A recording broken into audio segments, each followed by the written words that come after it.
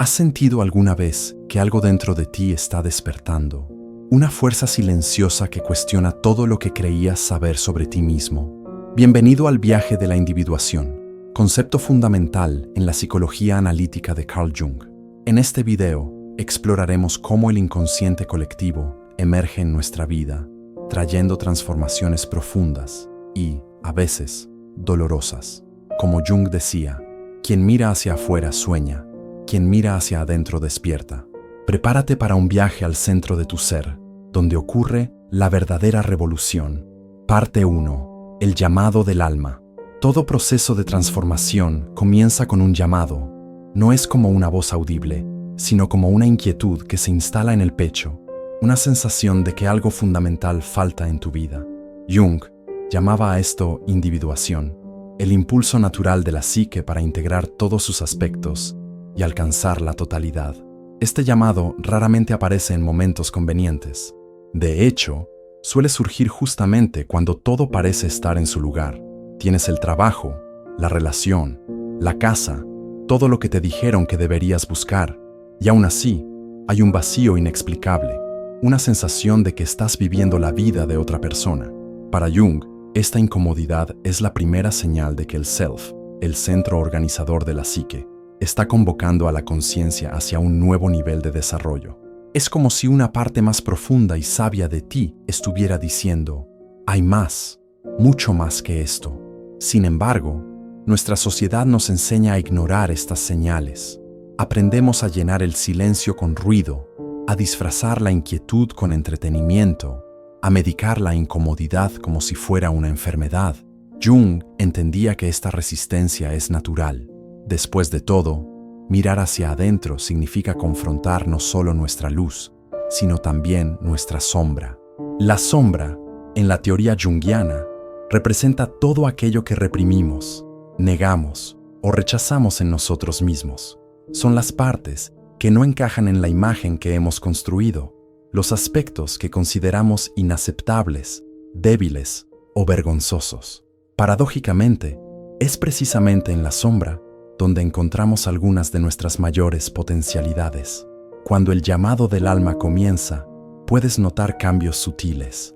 Lugares que antes traían confort, ahora parecen vacíos. Conversaciones que antes parecían interesantes, ahora suenan superficiales. Relaciones que parecían estables, comienzan a revelar sus grietas. No es que el mundo haya cambiado, es que tus ojos están comenzando a ver más allá de las apariencias. Esta primera etapa del viaje junguiano puede ser aterradora. Es como si el suelo bajo tus pies comenzara a moverse. Pero Jung nos recuerda que este aparente caos no es destrucción, es reorganización. Es el inicio de un proceso natural y necesario de renovación. El llamado del alma no ocurre por accidente. Surge cuando estás listo, aunque conscientemente no te sientas así. Es una invitación a abandonar las certezas limitantes y embarcarte en un viaje de autodescubrimiento que, aunque desafiante, es infinitamente gratificante. En esta fase, la paciencia es crucial. El impulso moderno es buscar soluciones rápidas, técnicas instantáneas, píldoras milagrosas. Pero el proceso de individuación no puede ser apresurado. Es un desarrollo orgánico que sigue su propio ritmo, como una semilla que sabe exactamente cuándo y cómo germinar. Lo que puedes hacer es crear espacio para que este proceso ocurra. Momentos de silencio y contemplación. Atención a tus sueños, que Jung consideraba mensajes directos del inconsciente.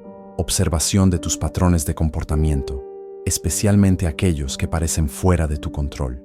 Recuerda, el llamado del alma no es un problema a resolver, sino un misterio a vivir. Es la invitación a una vida más auténtica, más integrada, más plena. Es tu self interno diciendo, ahora es el momento de despertar. 2. La muerte simbólica. En el viaje junguiano, después del llamado del alma, viene lo que podemos llamar muerte simbólica, el proceso doloroso, pero necesario, de dejar ir lo que ya no sirve. Es el momento en que antiguas identidades, creencias, relaciones y roles comienzan a desintegrarse, no por casualidad, sino porque ya no contienen a quien te estás convirtiendo. Jung comprendía que toda transformación genuina exige un sacrificio. Para que lo nuevo surja, Algo de lo antiguo debe morir. Esto no es un castigo, sino una ley natural del desarrollo psíquico. Así como la mariposa no puede emerger sin que la oruga se disuelva, tú no puedes evolucionar sin soltar versiones obsoletas de ti mismo. Esta fase está frecuentemente marcada por pérdidas. Puedes perder personas que formaron parte de tu vida por años, pero que ahora siguen caminos diferentes. Puedes perder estatus, posiciones, certezas que antes parecían inquebrantables. Puedes incluso perder el sentido de identidad que te sostuvo por tanto tiempo.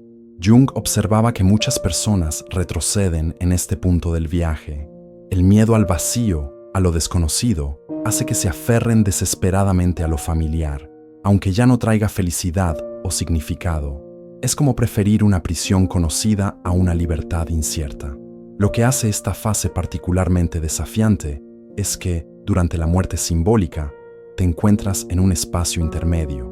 Lo antiguo ya no existe completamente, pero lo nuevo aún no ha tomado forma. Es lo que los místicos llaman noche oscura del alma, un periodo de limbo existencial donde las referencias normales parecen ausentes.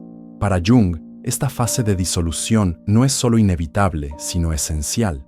Es en este vacío aparente donde la psique tiene espacio para reorganizarse en un nivel más elevado de conciencia. Es como vaciar un jarrón para poder llenarlo con algo nuevo y más valioso. Durante la muerte simbólica, emociones intensas pueden emerger. Tristeza por lo que se fue, miedo a lo desconocido, rabia por la desestabilización, confusión sobre el camino a seguir. Jung aconsejaba no reprimir estas emociones, sino acogerlas como mensajeras importantes de la transformación en curso. Es también en esta etapa que los sueños asumen una cualidad particularmente reveladora. Símbolos de muerte, decadencia, abandono y renacimiento son comunes. El agua, especialmente océanos, inundaciones o inmersiones profundas, aparece frecuentemente, representando el inconsciente que disuelve estructuras rígidas de la conciencia. Paradójicamente, es en el apogeo de la muerte simbólica que las primeras señales de renacimiento comienzan a surgir, pequeños momentos de claridad inesperada, sincronicidades significativas, encuentros que parecen destinados, intereses nuevos que despiertan una pasión hace mucho olvidada. Son semillas de lo nuevo siendo plantadas en el suelo fértil de la disolución. Jung recordaba que, aunque doloroso, este proceso tiene una inteligencia propia. No es aleatorio ni cruel. Es precisamente lo que tu psique necesita para evolucionar. La muerte simbólica no remueve nada que sea verdaderamente esencial para ti. Solo disuelve lo que ya cumplió su propósito. En esta etapa, el coraje se convierte en tu mayor aliado. Coraje para permanecer en la incomodidad sin buscar escapismos. Coraje para confiar en el proceso incluso cuando el camino no está claro. Coraje para decir adiós a lo que necesita irse, incluso cuando esto parte tu corazón. Pues es justamente en estos espacios de ruptura donde tu autenticidad tiene la oportunidad de emerger. 3. El encuentro con la sombra. Uno de los conceptos más revolucionarios de Jung es la sombra, aquella parte de nosotros mismos que contiene todo lo que reprimimos, negamos y rechazamos. En el viaje de individuación, después de la muerte simbólica, viene inevitablemente el encuentro con esa sombra, una confrontación que muchos intentan evitar a toda costa, pero que es absolutamente necesaria para el desarrollo psíquico. Jung decía, no nos volvemos iluminados imaginando figuras de luz, sino haciendo consciente la oscuridad. Este es uno de los principios más contraintuitivos de la psicología analítica, especialmente en una cultura que valora tanto la positividad y tan poco la integración de nuestros aspectos más difíciles. La sombra no contiene solo nuestros defectos, debilidades e impulsos primitivos. Paradójicamente, también alberga talentos no reconocidos, potenciales no desarrollados, cualidades que, por alguna razón, aprendimos a rechazar. Quizás tu sensibilidad fue ridiculizada en la infancia, entonces la relegaste a la sombra. Quizás tu asertividad fue castigada, entonces la escondiste en las profundidades del inconsciente. El encuentro con la sombra frecuentemente comienza a través de proyecciones. Notas características en otras personas que provocan en ti una reacción emocional intensa y aparentemente desproporcionada. Esa reacción es una señal. Estás viendo en el otro aquello que no consigues reconocer en ti mismo. Jung consideraba estas proyecciones como un mapa del tesoro, apuntando hacia las partes no integradas de la psique. Cuando comenzamos a recoger nuestras proyecciones, reconociendo que aquello que nos irrita profundamente en los otros también existe dentro de nosotros, un fenómeno fascinante ocurre. La energía que estaba siendo consumida en la represión de esos aspectos queda súbitamente disponible. Es como desobstruir una tubería. La energía vital vuelve a fluir. En esta etapa del viaje, los sueños frecuentemente traen figuras sombrías, personas amenazadoras, animales feroces, criminales, que, para Jung, no representan peligros externos, sino aspectos no reconocidos del propio soñador. En vez de huir de estos sueños, él animaba a sus pacientes a comprometerse con estas figuras, preguntándoles qué querían comunicar. El trabajo con la sombra no se trata de eliminar lo negativo, sino de expandir la conciencia para incluir tanto la luz como la oscuridad. Jung creía que la verdadera moralidad no viene de la represión de los aspectos indeseados, sino de la capacidad de contenerlos conscientemente. «Prefiero ser un hombre completo a ser bueno», dijo una vez, sugiriendo que la integridad psíquica es más valiosa que una bondad artificial basada en la negación de partes de uno mismo.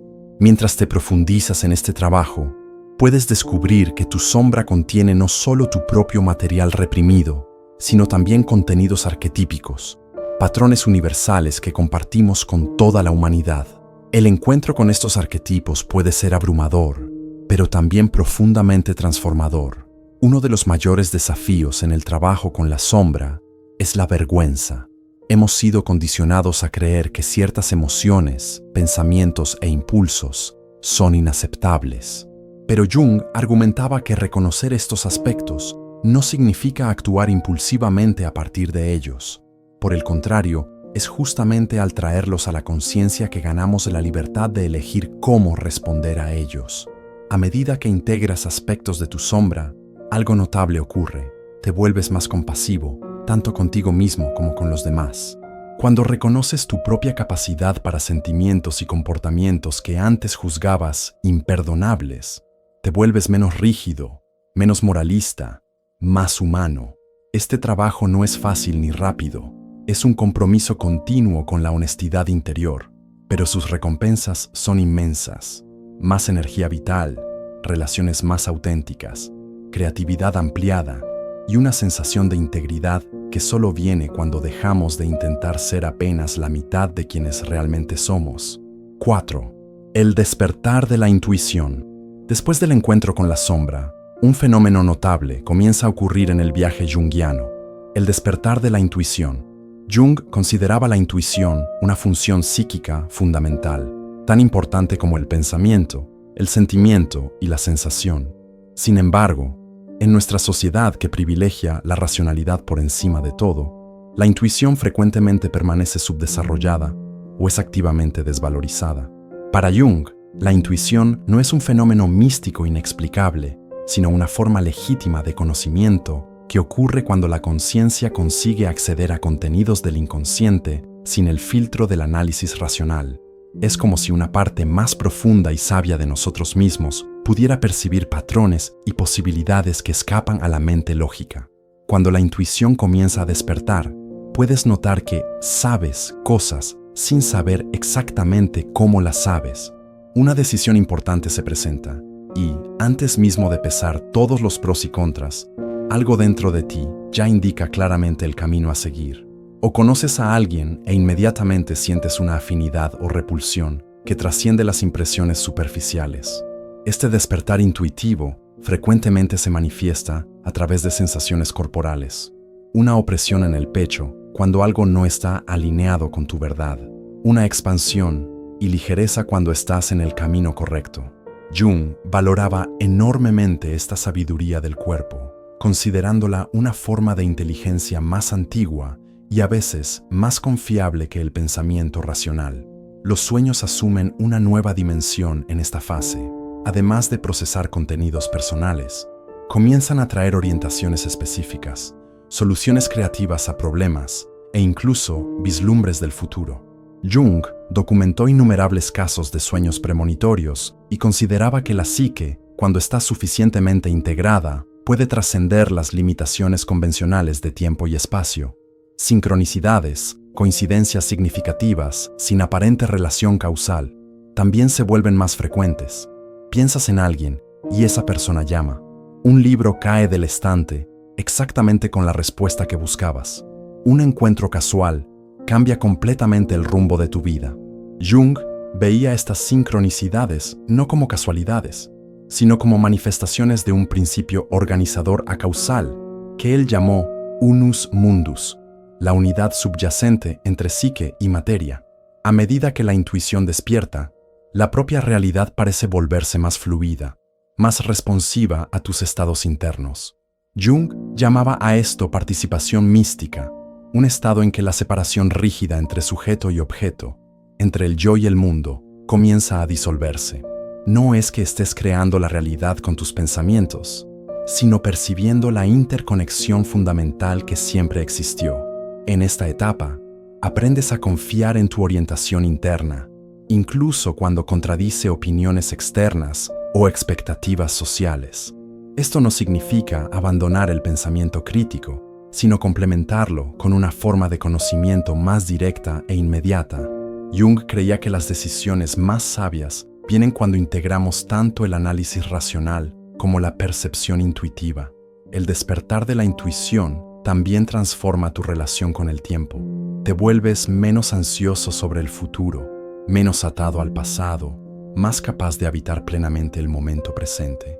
Hay una comprensión creciente de que el tiempo lineal es solo una de las dimensiones de la experiencia humana y que existe un tiempo más profundo, lo que Jung llamaba tiempo del inconsciente, donde pasado, presente y futuro coexisten. Este despertar intuitivo no es un evento único, sino un proceso continuo de refinamiento. Con práctica, aprendes a distinguir entre la verdadera intuición y otros fenómenos psíquicos como miedos proyectados, deseos disfrazados o condicionamientos subconscientes. La intuición auténtica tiene una cualidad de claridad, una resonancia profunda que aprendes a reconocer. Jung creía que este despertar de la intuición era esencial para la individuación completa. Sin ella, permanecemos fragmentados, alienados de nuestra propia sabiduría interior. Con ella, ganamos acceso a una fuente de orientación que trasciende las limitaciones del ego y nos conecta a la inteligencia más amplia de la psique colectiva. 5. La integración de los opuestos.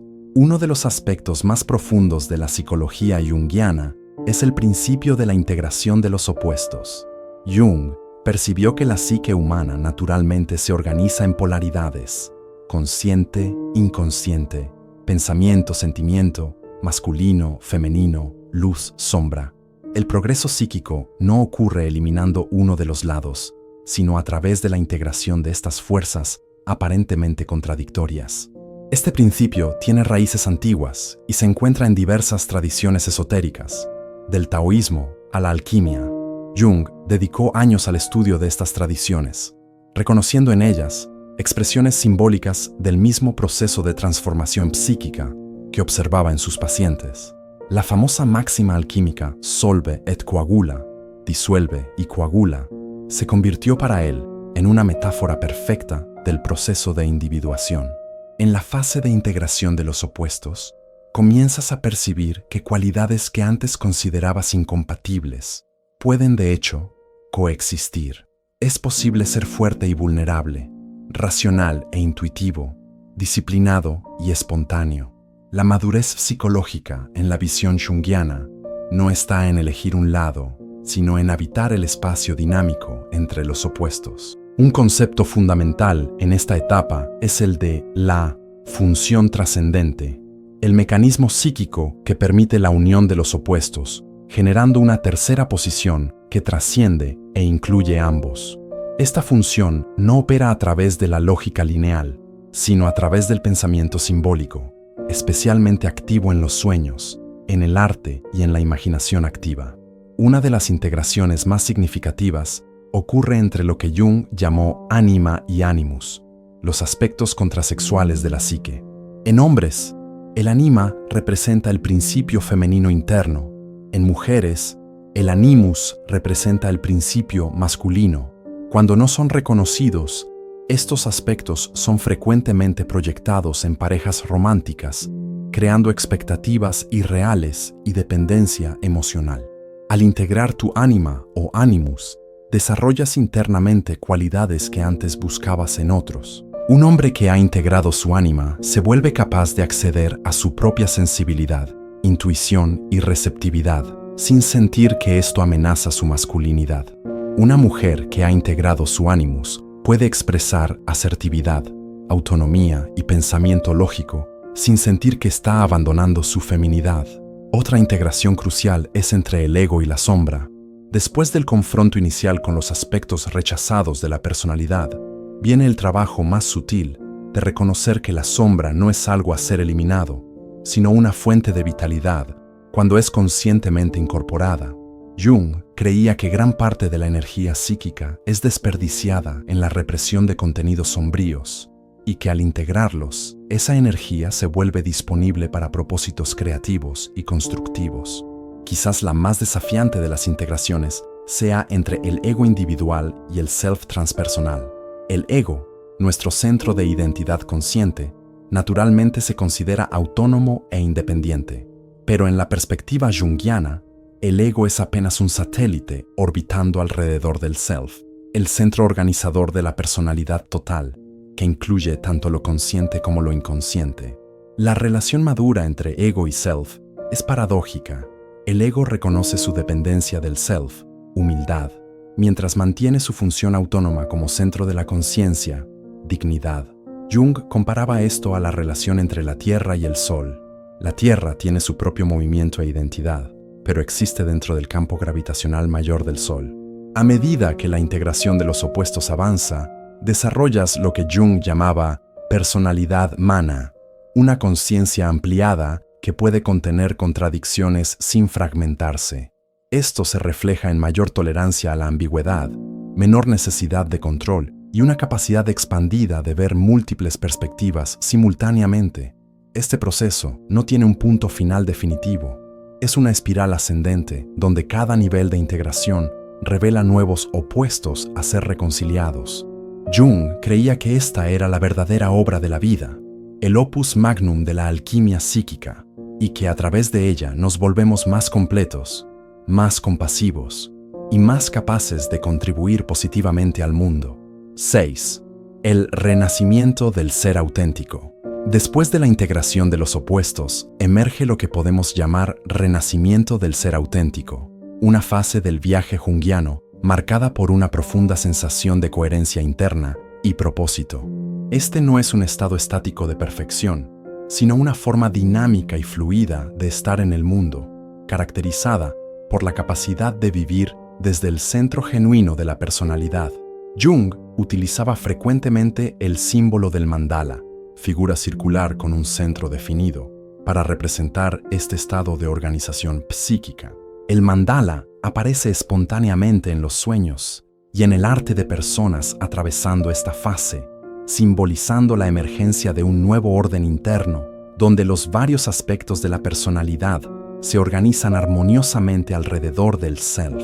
En esta etapa, percibes que el verdadero ser auténtico no es una identidad fija, sino una presencia viva y en constante evolución. No es algo que conquistas de una vez por todas, sino algo que encarnas momento a momento, a través de elecciones alineadas con tu verdad más profunda. Jung llamaba a esto convertirse en lo que se es, un proceso continuo, no un destino final. Una característica destacada de esta fase es la disminución significativa de la necesidad de aprobación externa. Las decisiones dejan de ser motivadas principalmente por el deseo de reconocimiento social o por el miedo al rechazo. En vez de eso, son guiadas por un sentido interno de integridad, lo que Jung consideraba la única forma verdadera de moralidad. Las relaciones interpersonales se transforman profundamente. Dejas de proyectar tus partes no reconocidas en los otros y pasas a ver a las personas como realmente son. no como pantallas para tus proyecciones. Esto permite relaciones caracterizadas por mayor autenticidad, menor dependencia emocional y un respeto genuino por la alteridad del otro. En el trabajo y en las actividades creativas, surge lo que Jung llamaba vocación, un llamado interior que trasciende la búsqueda de estatus o seguridad financiera. Comienzas a percibir que tienes algo único que ofrecer al mundo, una expresión particular de tus dones y talentos, que no puede ser comparada o medida por los estándares convencionales de éxito. La relación con el tiempo también se transforma. La ansiedad sobre el futuro disminuye, así como el apego al pasado. Emerge una capacidad ampliada de habitar el presente con plena conciencia, lo que Jung veía como esencial para la experiencia de significado y propósito. No es que dejes de planear o reflexionar sobre el pasado, sino que lo haces desde un centro presente y consciente. Curiosamente, en esta fase puedes parecer más simple a los ojos externos, menos preocupado con apariencias o complejidades innecesarias. Jung notó que personas que avanzaron en la individuación frecuentemente desarrollan una cualidad de naturalidad y espontaneidad que recuerda la inocencia infantil, pero ahora sostenida por la sabiduría de la experiencia. La relación con la espiritualidad también se profundiza independientemente de afiliaciones religiosas formales. Jung observó que muchos de sus pacientes que atravesaban esta etapa relataban experiencias que solo podían ser descritas como numinosas, encuentros con una realidad trascendente que evoca reverencia, temor y fascinación simultáneamente. Esto no significa que problemas, desafíos o sufrimientos desaparezcan. De hecho, Jung era escéptico en relación a cualquier abordaje psicológico que prometiera felicidad constante o ausencia de dolor. Lo que cambia es la capacidad de encontrar significado incluso en las experiencias difíciles, de ver los desafíos como oportunidades para crecimiento continuo. Una cualidad paradójica de esta etapa es lo que podríamos llamar seriedad lúdica, la capacidad de comprometerse profundamente con la vida mientras se mantiene cierta ligereza, un sentido del humor sobre las propias limitaciones y contradicciones. Jung valoraba el humor como señal de salud psíquica, considerándolo esencial para no sucumbir a la inflación del ego o a la rigidez dogmática. El renacimiento del ser auténtico no es un estado final, sino el inicio de una nueva fase de desarrollo que continuará desplegándose por el resto de la vida. Es el momento en que percibes que el viaje no tiene un punto final, pero que el propio viaje, vivido con conciencia e integridad, es el verdadero propósito de la existencia. 7. Viviendo la totalidad. La etapa final del viaje junguiano podría ser llamada viviendo la totalidad, no un punto de llegada definitivo, sino una forma de estar en el mundo que incorpora y expresa todas las dimensiones del ser humano. Jung creía que muy pocas personas alcanzaban plenamente este estado durante la vida, pero que el movimiento en su dirección representaba el más elevado potencial del desarrollo humano. En esta fase, la distinción entre el crecimiento personal y el servicio al colectivo comienza a disolverse. Jung observó que individuos que avanzaron significativamente en su proceso de individuación sentían naturalmente un llamado para contribuir de alguna forma con el bienestar de la comunidad humana más amplia, no por obligación moral o deseo de reconocimiento, sino como expresión espontánea de una conciencia que trascendió las limitaciones del ego puramente individual. La persona que vive la totalidad ha desarrollado lo que Jung llamaba personalidad mana, una presencia que naturalmente inspira y eleva a aquellos a su alrededor, no por cultivar una imagen de espiritualidad o superioridad, sino precisamente por la autenticidad y humanidad con que habita sus propias contradicciones y limitaciones. Hay una cualidad de realidad en su forma de ser que contrasta vivamente con las máscaras sociales y falsas pretensiones tan comunes en nuestra cultura. Un aspecto fundamental de esta fase es la relación madura con los arquetipos, las fuerzas primordiales del inconsciente colectivo. En etapas anteriores, los arquetipos pueden poseernos inconscientemente, manifestándose como compulsiones, idealizaciones o identificaciones infladas.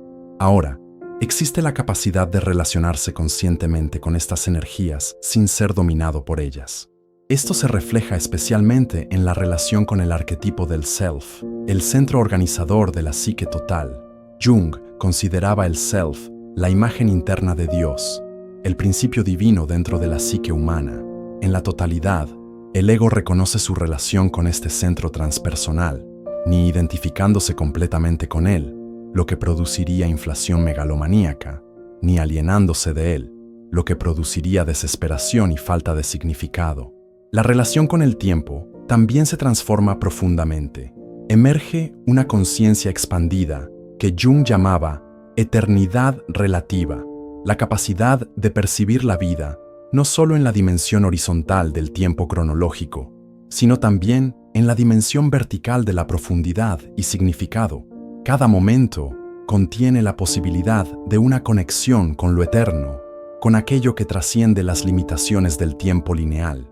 Paradójicamente, esta conciencia expandida se manifiesta a través de una presencia intensificada en lo cotidiano. Las tareas más simples, preparar una comida, cuidar el jardín, conversar con un amigo, son realizadas con plena atención y reverencia. Jung creía que esta capacidad de encontrar lo sagrado en lo común era una señal de la verdadera madurez espiritual. La creatividad asume una cualidad transpersonal.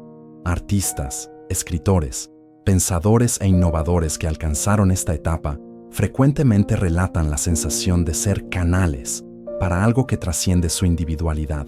Jung consideraba estas expresiones creativas no solo como realizaciones personales, sino como contribuciones a la evolución de la conciencia colectiva.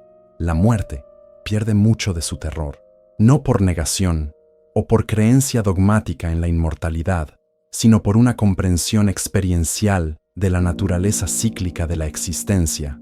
Jung observó que muchas personas en esta etapa desarrollaban naturalmente una conciencia que trascendía el miedo a la muerte, viéndola no como un fin absoluto, sino como una transformación dentro de un proceso continuo. Quizás la cualidad más notable de esta etapa sea lo que podríamos llamar sabiduría compasiva, la capacidad de ver las limitaciones y contradicciones humanas, no con juicio, sino con profunda comprensión y empatía. Esta sabiduría nace no de ideales abstractos, sino de la integración consciente de las propias sombras y heridas. Jung creía que individuos que avanzan hacia la totalidad se convierten en personalidades influyentes, no necesariamente en el sentido de fama o poder externo, sino en la capacidad de catalizar transformación a través de su modo de ser. Simplemente por vivir desde su verdad más profunda, crean un campo que permite que otros reconozcan y expresen su propia autenticidad.